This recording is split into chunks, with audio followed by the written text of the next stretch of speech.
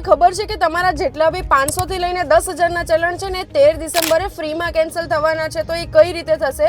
જે પણ નેશનલ લોક અદાલત છે ને એના થ્રુ તમારે 10 અથવા તો 20% ઓફ કરીને એમાં તમે ચલાણ કેન્સલ કરી શકો છો, અથવા તો તમારે ફ્રીમાં ચલાણ કેન્સલ કરવા હોય ને તો સૌથી પહેલાં તમારે એમ પરિવહનની જે વેબસાઇટ છે ને એમાં જવાનું રહેશે. અને અમુક જગ્યાએ અમુક સ્ટેટમાં એવું હોય છે કે એના માટે તમારે પ્રી ટોકન લેવું પડતું હોય છે.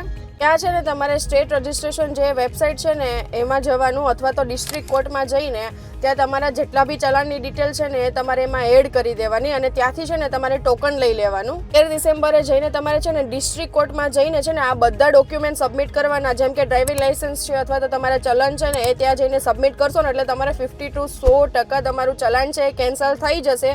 જેટલી પણ લિંક છે ને હું તમને નીચે શેર કરી આપું છું બાયોમાં. વધુને વધુ આ વિડીયો શેર કરજો કે 13 ડિસેમ્બર સુધીનો ટાઈમ છે તમારા ફ્રીમાં ચલાણ કેન્સલ કરવાનો. Thank you.